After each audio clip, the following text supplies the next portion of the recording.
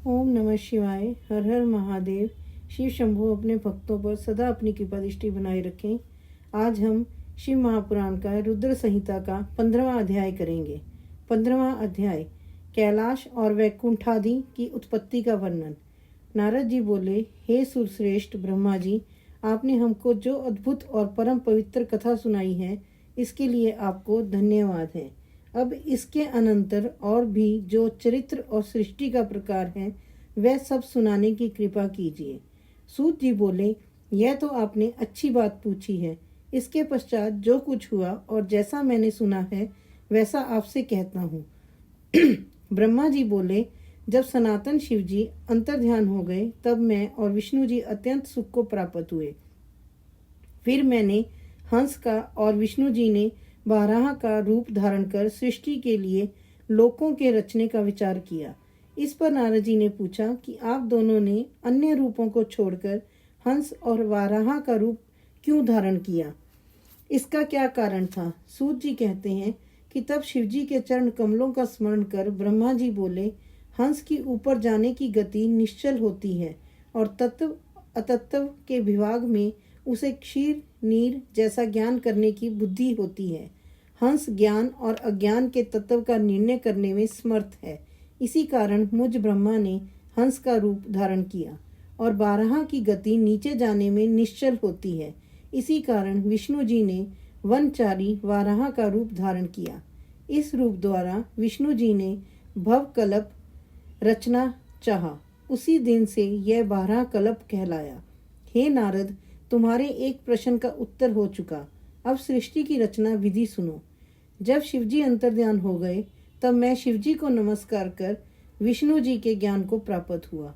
मेरा मन सृष्टि करने में लग गया। फिर उपदेश कर विष्णु जी भी अंतर्ध्यान हो गए। ब्रह्मांड से बाहर निकल वैकुंठ में गए। तब जो मैंने सृष्टि की कामना से शिव और विष्णु का स्मरण कर पहले जल का निर्माण किया था, उस जल में एक अंजलि जल डालकर 24 तत्वों वाला एक अंड प्रकट किया, जो फिर विराट हो गया। उसके विराट होने से मुझे बड़ा संशय हुआ और उसके लिए मैंने 12 वर्ष का एक कठिन तप किया।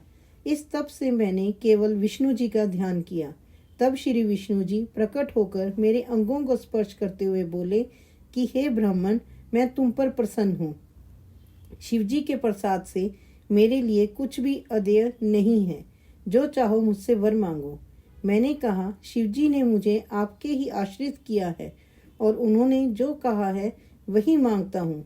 यह जो 24 तत्वों वाला अंड विराट हो गया है और इसमें चेतना नहीं दिखाई देती है, इसको आप चैतन्य कर दीजिए। तब शिवजी का ध्यान कर विष्णु जी अनंत रूप से उस अंड में प्रवेश कर गए।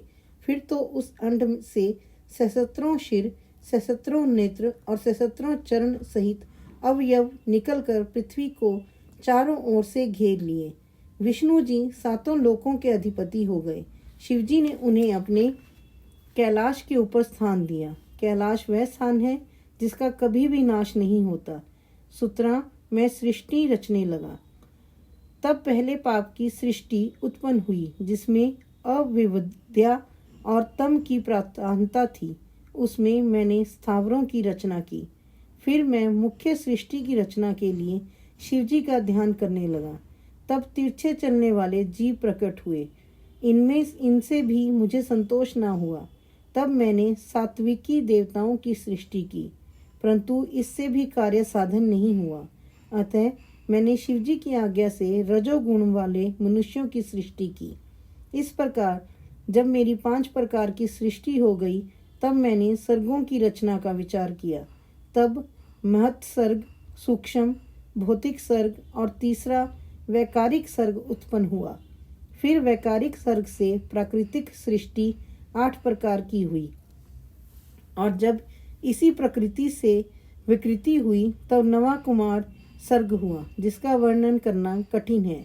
फिर उपयोगी द्विजात्मक सर्ग हुआ, जिसमें सनकादिकों का महान कौमार सर्ग हुआ।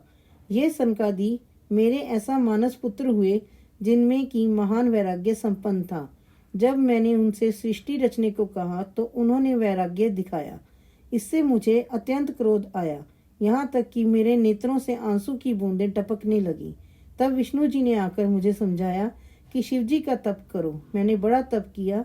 तब मेरे मुँह नासिका के मध्य से त्रिमूर्ति, अर्धनारीश्वर, महेश्वर, अपने पूर्ण अंश से सबके ईश्वर, अजन्मा, तेज की राशि, साक्षात उमा के पति, सर्वज्ञ, सबके कर्ता, नील लोहित नाम वाले शिवजी प्रकट हुए।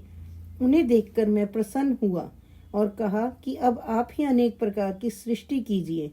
तब वे देव देव महेश्वर अपने ही तुल्य बहुत से रुद्रों की सृष्टि करने लगे।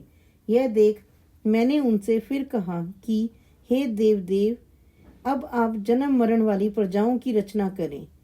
इस पर करुणानिधि महादेव जी हंसने लगे और बोले कि नहीं, मैं ऐसी अशोभन सृष्टि ना करूँगा जो कि कर्मवश दुख के सागर में पड़े।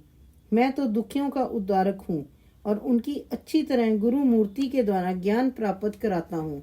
अतः दुख रूप वाली प्रजा का निर्माण आप ही कीजिए। मेरी आज्ञा से तुम्हें माया की बाधा ना होगी। ब्रह्मा जी ने कहा कि ऐसे कहते हुए नील लोहित भगवान शंकर शीघ्र ही अंतर ध्यान हो गए। हर हर महादेव। जय जय श्री राधे। जय जय श्री राधे।